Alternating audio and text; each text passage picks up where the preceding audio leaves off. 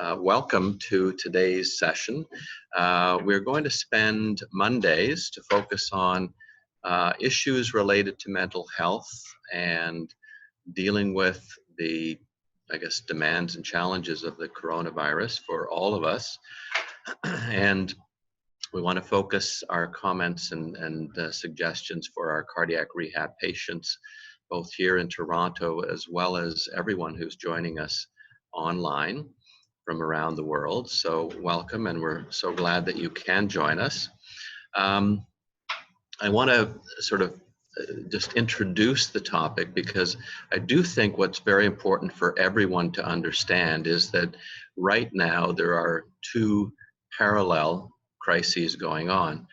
One is a medical crisis, and the other is a stress or psychological crisis. So the medical one has to do with the risks of contracting the coronavirus and all the steps that every one of us around the world need to take to minimize the risk that we contract the disease. It is serious, and it is important for everyone to understand what they can do to protect themselves and their family, and also to protect the healthcare workers who have to deal with all of the sick people who do show up at hospital settings. So this is a strain on everyone around the world.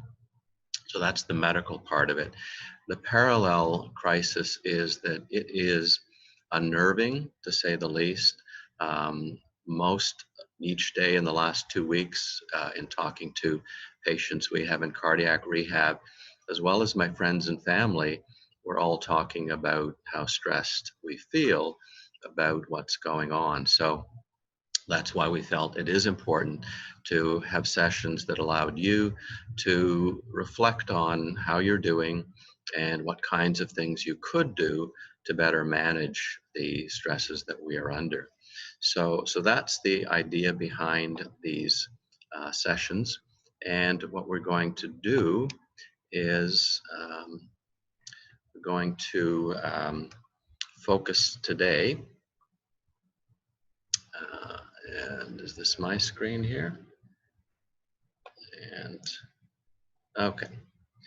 So the theme that we're going to start with is setting a new normal routine, because to reduce the risks that we all face, we must make changes in how we go about our daily activities. Many people have been told to shelter in place, stay at home, work from home, and not go out in public places. People who've usually enjoyed sports and arts and other large venues, concerts, can't go out to enjoy those things. So our day-to-day reality is very, very different. And so I'm going to talk a little bit about what it is that we need to do and how to maybe go about making some of these changes. And hopefully that will get us thinking about our own situations. And we also, at that point, will, when I finished the prepared comments, then we welcome your questions. So think about what's important for you as we go through this talk. Do send your questions in. I'll show you in a minute how to do that. But this talk includes myself and my partner here at Toronto Rehab, Cardiac, Claire Peddle. When we first set up these meetings a week ago, she was to sit here beside me, and we were both going to do this presentation. Since then, the hospital has seconded her to another important position downtown for today only. She will be with me for the balance of these presentations. So, but I already miss her. So here's what I want to do across the next half hour or so.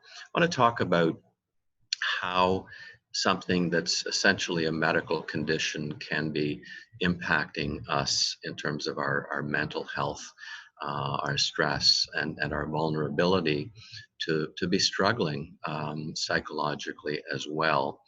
And I'll kind of go over why it's critical to think about a new routine and to experiment a little bit and do your very best to think about what you can do and different ways of doing things. So hopefully that will get us thinking about this, and I'll give out some ideas about how you want to think about setting up some of those essential elements. So just a couple of ground rules for all of these presentations. They are for education. If you have very specific questions about mental health issues, please, please, please reach out to someone in your community. I know many communities are setting up hotlines or resources for people in the community where they can talk to a social worker, psychologist, psychotherapist, psychiatrist. So it is important to understand we're all struggling with this at the same time, and everybody is trying to help those in their community to move through this. We will try and manage the questions or answer questions that you ask us. Today, if we can't get to the question that you've asked, we are going to do our best to answer it and then post answers online. So please, please do ask the questions that are important. We'll do our very best to deal with those. So at the bottom of your screen, as you're watching, you'll see there's a little green arrow there. It shows you there's a little button called Q&A. So if you click on that, you can type in your question and send it. So why is it critical? And how is this helpful? Well, for all of us, it's our brain that kind of dictates how we respond to what's going on around us.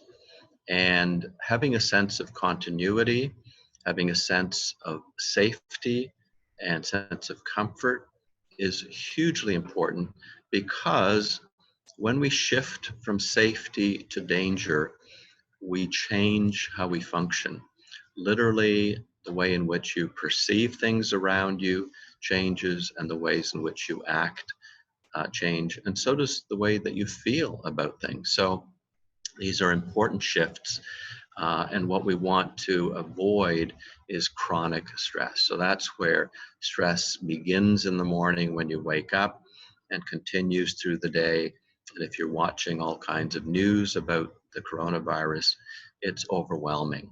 So we want to talk about how the brain responds. I'm going to walk you through the ways in which our autonomic system is organized and what it means for us in terms of dealing with the coronavirus situation. And where I'm going to kind of bring us to is the importance of remaining present and being grateful, because even though we are struggling with this illness, and it is worldwide, nonetheless, in all our lives, every day, there are good things. There are many good things that do happen, and we have to find ways of drawing our attention to those good things and feeling gratitude for the good things that are continuing to be there for us. So let's dig a little deeper in terms of why the brain responds the way it does. So I'm going to first of all highlight what's called your autonomic nervous system. And your autonomic system includes two main branches that are widely understood. One being the sympathetic nervous system. So in this diagram, that's colored in orange. And if you look at the cross section of the human body, you'll see orange colored nerves that are running down the spine, and these innervate all of your muscles throughout the body. And the sympathetic system is the system that mobilizes us, that helps us move around and to get us away from danger. It's sometimes called the fight or flight system. And when something happens that is endangering, it fires up, and you're going to notice feeling nervous, feeling tense, feeling worried, many kinds of internal experiences that are pretty uncomfortable. And they're there because it provides you with energy to deal with the danger.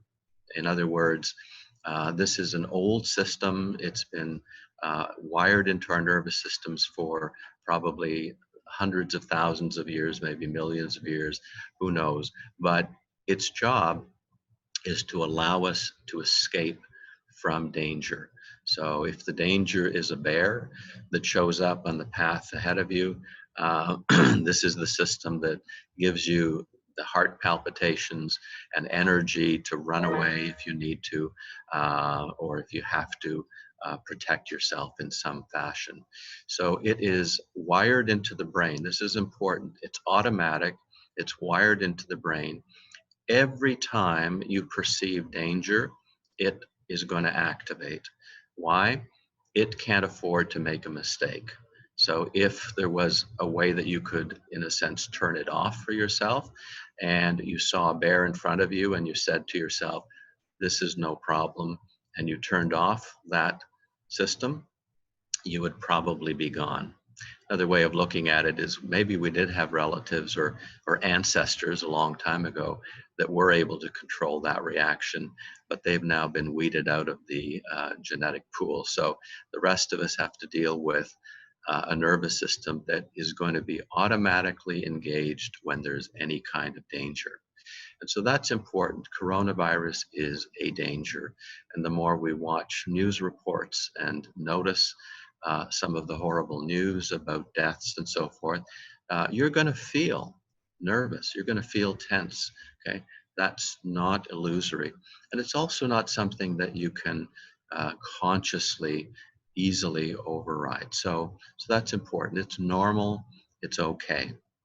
Now, I'm going to also introduce you to the other two systems that are important for you to understand what else the brain does that tries to help you deal with situations like this. So the other older part of the brain is called the parasympathetic nervous system, sometimes called the rest and digest system, and its job is essentially to calm you down, to help you digest food, to help you get sleep at night. It's hugely important in repairing damaged tissue and all of that stuff and recharging your batteries. And that's really what we need to do at night to get a good night's sleep, to wake up feeling ready for the next day. And so the problem with if there's too much danger or too much sympathetic arousal is that it blocks off that body's natural tendency to repair itself and to recover at night. The other important system that all of us share as mammals, so this is not unique to humans, it's also true for dogs and cats, is we have what's called the social engagement system. And that means that from birth, we're wired to bond. And so the infant coming into the world does not have to figure out what is a mother or how to look into the mother's eyes and how to detect if the mother's face is relaying comfort through smiles and coos, or the mother's face is relaying danger through a look of fear. So all of those things are wired into the brain. The infant knows how to interpret those cues, and they're very important for us. It takes human infants a good 20 plus years to be fully independent. So all through those years, we depend heavily on each other. And so we're wired to be social. Now, the important point here is that when your sympathetic system is overloaded, in other words, you are in hyper arousal and fight or flight is dominant, it tends to shut down your social engagement system. And the purpose here is that if it looks like the bear is going to run and eat you, you don't have to socialize with anyone. You just have to make it to safety, right? So the brain is automatically set to kind of shut down some of those social reactions. Now, in the environment that we're in, understanding that your fear and anxiety is normal, but also that you have these backup systems that need to be helped, and they need to be helped by your consciously kind of engaging them in the ways in which you do things day to day. And this is all important in terms of background understanding for what I'm going to suggest are some ways of approaching developing a new normal.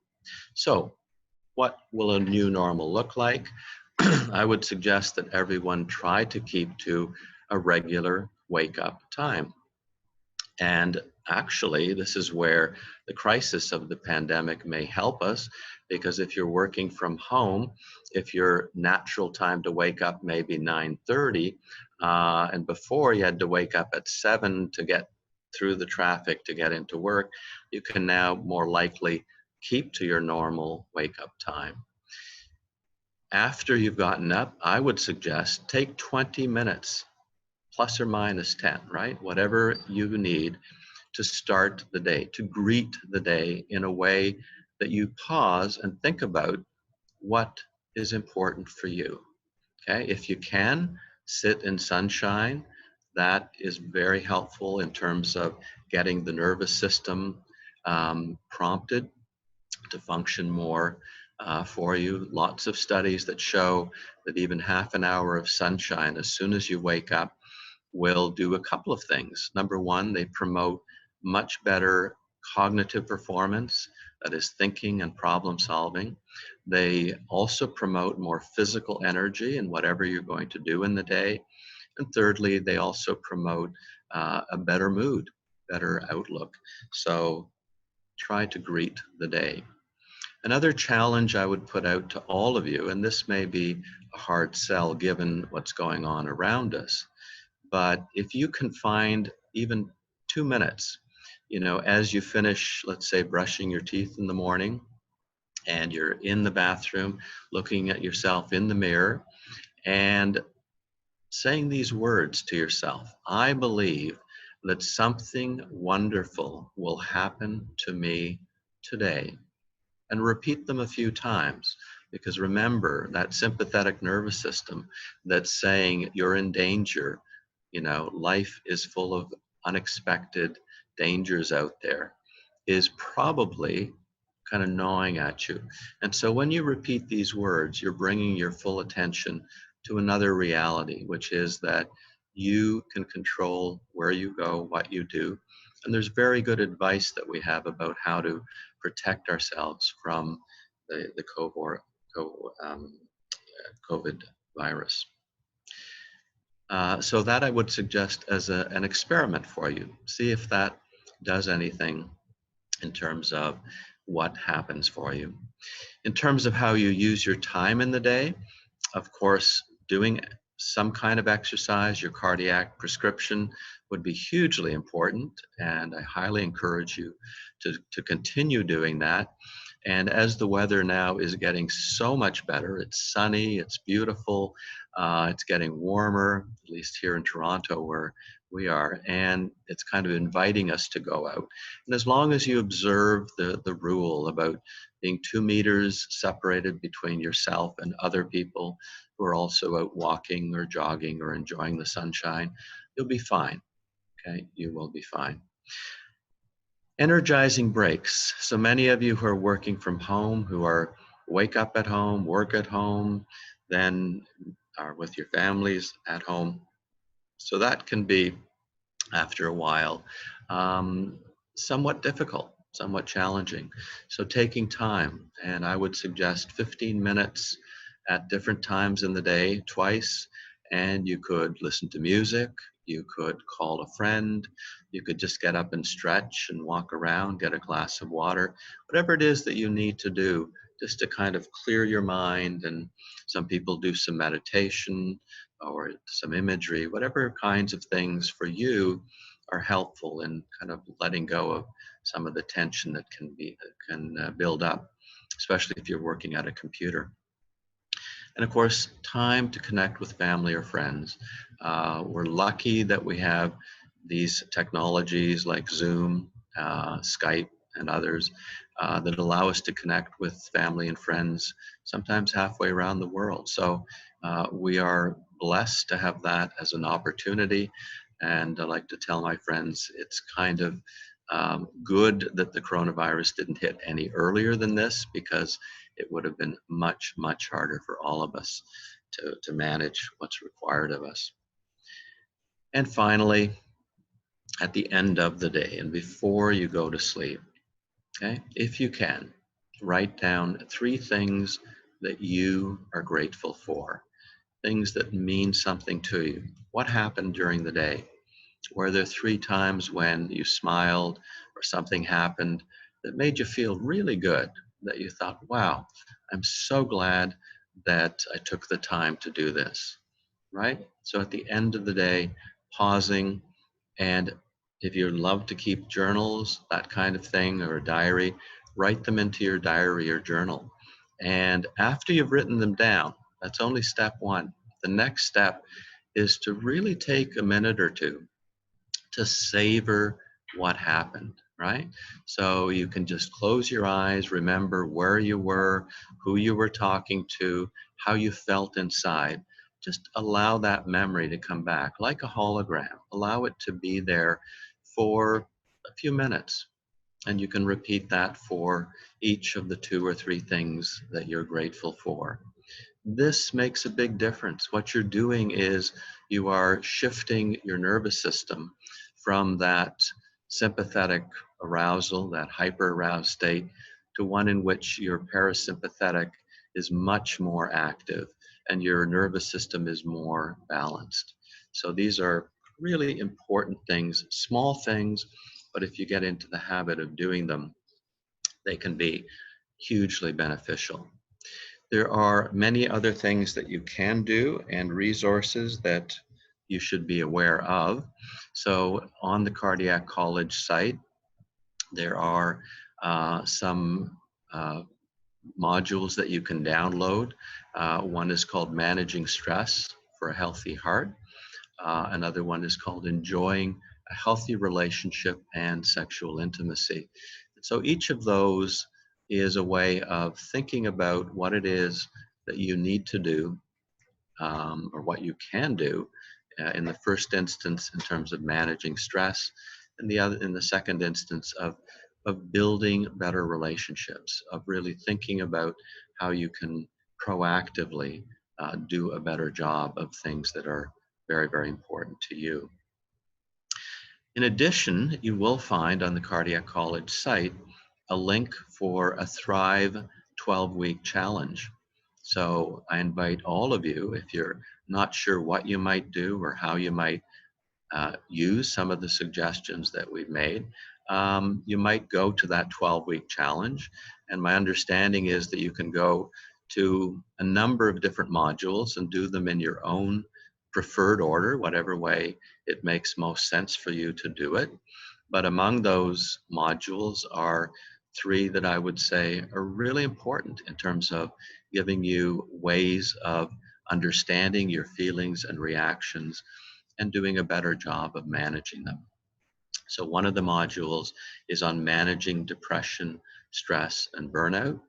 And as the name suggests, it's to give you some ways of thinking about, reflecting on, beginning to explore different ways of processing your feelings. Another module, very near and dear to my heart as a sleep person, is sleeping well. I do think sleep is one of those gifts that we're all given. It's your body's natural doctor, and during sleep is when your body heals itself, your immune system rebuilds itself. And so all of those good things do not happen if your sleep is poor or fitful, or if you're struggling to get to sleep or stay asleep. And I do know many of us struggle with that. So that's a great place to start, is to look at what some of the resources are there and begin to use some of those ideas. And a third module, strengthening your social relationships, I would say is a must in these COVID-19 times.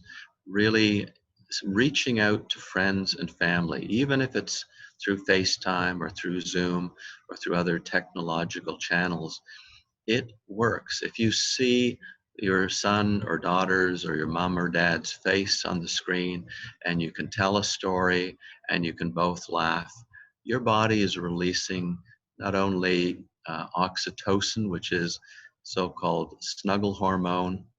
It's the social hormone that helps our bodies and our brains function more normally.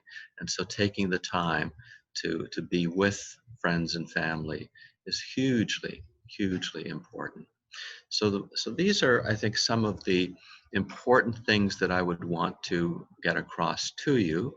And hopefully that gives you some thoughts about what you might do in terms of beginning to establish for yourself a new normal routine. And so this is what we went over. The fact that COVID is not only a medical condition, but it's also a psychological challenge for us. We talked about the nervous system and how it's wired to respond to danger. And we are right now surrounded by all kinds of news reports, all of which are telling us that our health is in danger and our way of life is in danger. And so our job is to recognize those responses are normal, they're healthy, but we can overcome them. And we overcome them by using the brain's other systems, the social engagement system and your parasympathetic system, to shift away from the danger, for sure, at night so you can sleep better, but also throughout the day whenever you need to connect in with family, with friends, with people who you're close to. So those are the main points I wanted to go over with you. I hope that made some sense. So here are some questions that come in, and if you think of others that are important for you, please send them on and we will try and answer them. So the first question is, how can I decompress at the end of the day? Well, that's a fabulous question.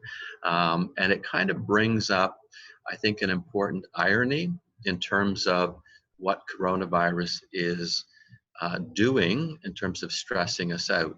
So out there in the community, I would say there are two very different groups of people. One is the people who were working maybe in restaurants as a chef or waitress and are now out of work because all of those kinds of spaces are closed. And so their stress is really not having a normal day.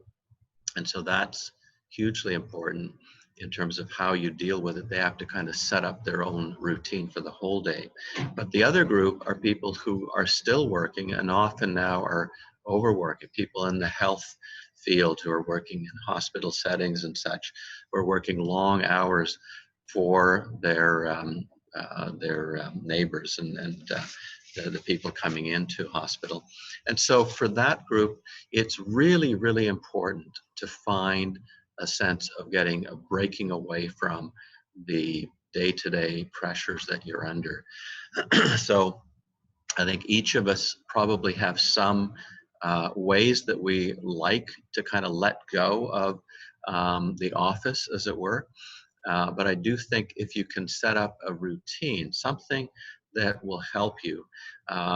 So if you have not been able to do any exercise during the day, at the end of the day, coming home, changing your clothes, relaxing a bit, and then going out for a walk or a jog can be incredibly rejuvenating. Gets the blood to flow, blood up into the brain, helps to freshen your thoughts and cobwebs, and also does a good bit in terms of reducing the chronic stress or tension that you may be under in a busy or stressful, hectic day. So doing something like that can be very helpful. If someone enjoys music, taking 20-30 minutes to listen to music now with YouTube and other kinds of technological resources, we can do that very easily. So just doing something that's completely different from your usual workday. Checking in with friends and family, or if you come back home taking 20 minutes to an hour to chat with your partner, talk about some of the things that happen, just to put them out of your mind and to kind of shift into the rest of the day, which is your time, which is time to renew your interest in things that you care about. So hopefully, doing something intentional and giving up to an hour for that would be ideal.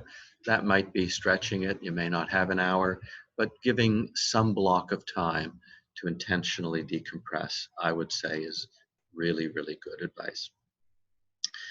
Another question that came in: how do I get ready for a good sleep?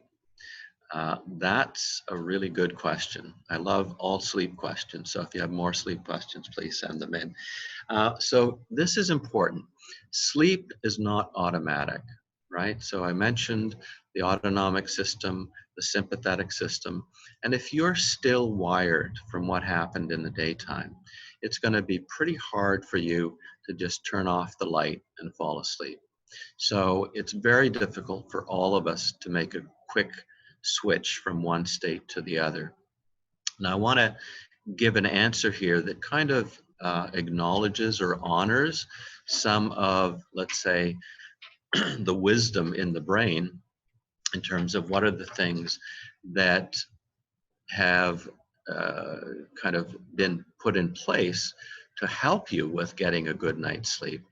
So back in the day that we lived in caves and foraged around for roots and berries and then went to sleep at night, we were helped by a number of things, the most important of which was the sun going down. And when the sun goes down, two things happen. One, it gets dark. When it gets dark, that's the cue for your brain to produce melatonin. Melatonin does not put you to sleep, but it's a messenger. Because your eyes see that the sunlight is gone, the eyes are in connection with the world and environment around you, and that information is then relayed to the suprachiasmatic nucleus, which then tells the pineal gland to release melatonin. And those, you can think of those as messengers from that, let's say, observatory of what the eyes are seeing, telling the rest of the body. Every cell in the body now knows when melatonin is released into the bloodstream, it's time to relax. It's time to get ready for rest and to get ready for sleep. In today's world, most of us are in brightly lit rooms right up until we're going to go to sleep, and we turn the light off and we somehow imagine that our brains will say, oh, great, now it's time to rest. It can't do it that quickly. And so understanding there's about an hour or two that you want to give towards slowing down. And so that might involve things like not going to the internet, not surfing the web or responding to emails in the last hour. In fact, turning off all different technologies, whether it's the TV or your cell phone or all those kinds of things, and taking that time to relax, to do some breathing, or meditation, whatever it is that you do to kind of calm yourself down would be hugely important to do at that point. So that's something that you can do. More recently, they've been selling things called blue blockers. Blue blockers are basically sunglasses, and they filter out one critical wavelength in the spectrum of light that we take in. And it ends up that there's only that one color, it's kind of a blue-green color, that tells the suprachiasmatic nucleus that it's still light out. And so when you put these glasses on, it filters out that signal, and now the brain tells the pineal gland to release the melatonin. With the glasses on, you can still see, you can watch TV or talk to your partner or whatever you want to do, but your brain is now starting that cascade of getting you to slow down and get you to sleep. So that's using light to your advantage. The other important thing that happens when the sun went down is it got cooler. And as the temperature cools, that tells the body to slow down and get into an energy conservation mode, slow down your heartbeat, slow down your blood pressure. All of those things, they're called dipping phenomena, happen at night when you go to sleep. Most of us today live in houses, apartments, condos that have central air, and that air is kept at 20 or 21 degrees year round. So what are you doing? You've just knocked out one of the ways in which your body knows to slow down and get to sleep. So of course, it's harder to get to sleep if that's the case. So I'd suggest turn down your temperature, or you can set many of these thermostats now to automatically every night turn down. And I would set it to turn down about 2 hours before you're going to go to sleep. That's the cue that tells the brain we're slowing down. And when it is time to go to sleep, you hopefully will be more ready to go to sleep. A couple more questions that came in. How can I balance being overwhelmed by media versus staying reasonably informed? That's a really good question, because every single channel you turn to has all kinds of updates on COVID-19. I think what you need to do is just self-monitor. Set yourself a time, an amount of time that you want to give to it. Trust me, at this point, there's no new revelations about what's going on. Most of what is being reported is about people getting ill, the number of people, and the number of people dying. And although it's very sad, it's something you can't do anything about. All you can do is to protect yourself and your family. Keep doing that. You don't need to know what the numbers are. Okay, more questions. What can we find, or where can we find this session on the Cardiac College site? Actually, I'll type that answer. Yeah, okay, so Paul's going to give you the answer typed in. How long we watch the news with COVID-19, and what kind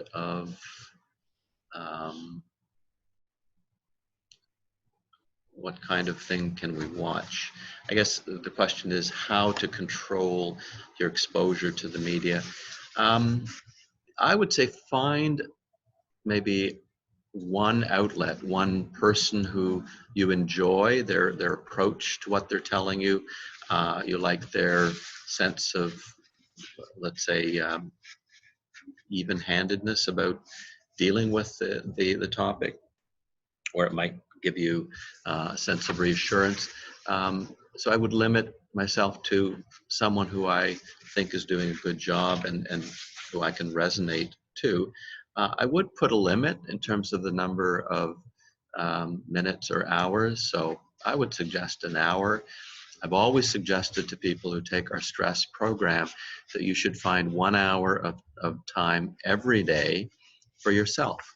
That's important for providing yourself with some kind of nourishment, sustenance, and to be able to continue to grow and to develop, to take time for that. So an hour a day is a minimum for that. And I don't think you should spend more time watching news than you might spend on taking good care of yourself. Okay. So then there's a question about being more concerned about life in the new normal, i.e. how to buy food and other amenities, and any suggestions about that. Yeah, so the best advice that I have come up with, or that I've seen, is I watched a video with Dr. David Price. He's a physician in New York City, and he did a 1 hour presentation on how to deal with the virus. He works in the middle of a hospital where all they're doing now is managing coronavirus. So he's constantly surrounded by people who are very ill. And he says he no longer is afraid of dealing with those people. And he talks about the rules, the things that you can do to protect yourself and to manage. And so the rule is, even if you're outside shopping in a grocery store, which most of us have to do, there will be times you just have to go to those places. The most important rule is assume that wherever you're going and whatever packaging that you're picking up and putting into your cart, assume that all of those things are contaminated. Okay, just assume it's all contaminated. As long as it stays just on your hand, you're fine. The danger is when you bring your hand to your face and touch either your eye, your nose, or your mouth, those viruses or the contamination now can make its way into your body. And the only part of the body that they infect and really destroy is your lungs. They attack the lung tissue. And so if you don't allow the virus up to those points of entry, you can be holding packages that are contaminated, and you put them into your cart, you pay for them, you bring them home. When you get home, your home is a virus-free zone. So you have to be careful. You know, that threshold from between the outside world and your living space has to be protected. And that's the place where if you were wearing gloves when you were doing your shopping, you would take the gloves off, you would take your shoes off, you would leave them there, and you would bring the packages in. You might even allow the packages to sit if they don't need to be refrigerated for a period of a few hours, because if there is any virus on them, it will slowly die out. Or you can disinfect if you have some Lysol wipes or something like that, to just, you know, wipe down the packages as you bring them in, so that you're safe, so that you feel safe. So once you're in your own home, you know there is no worry about virus. A few more questions.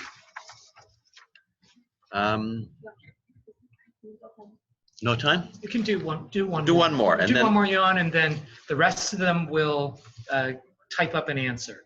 In the okay, interest of time. perfect. Obviously, a very engaged audience with us today. Nice. Yeah, I agree. I love the questions. Thank you so much. And the ones that we don't get to, we'll post answers to on the website. So the last question is, do you have a comment on melatonin as a sleep aid? Well, you know, my view is it can be helpful. I've certainly met people who do try melatonin. If you are going to try it at night as a sleep aid, you want to know what your main sleep challenge is. If it's getting to sleep, and once you're asleep, you can sleep fairly well, then I would take the melatonin about 3 hours before you're planning to go to sleep. And you would also then turn the lights down, because you don't want those to kind of undermine the effect of the melatonin being released into the body and telling the body to slow down. If your main problem is that you wake up repeatedly through the night, I would take it more just before bedtime. And the dosage is usually 3 milligrams. You don't need more than that. I do know they sell bigger tablets. It's basically a messenger and just telling the body what it should be beginning to do. And having more of it does not really make any big difference. So that's what I would do. It may help you, and if it does, great. If it doesn't, then you may want to explore why your sleep pattern is still not restorative. There are sleep clinics in just about everywhere, every community in Canada and the US. So you could explore ways of diagnosing or understanding that. So with that, I think we've finished, and hopefully you all have some ideas about how to maintain or start building a new normal routine. And I wish you luck with that. And we'll see you next Monday. No, I think next Monday is Easter Monday. So it's 2 weeks from today. Right. And tomorrow there'll be a session on diabetes and COVID. Yes, tomorrow, come back, a session on diabetes and COVID, very important. Take care, keep well.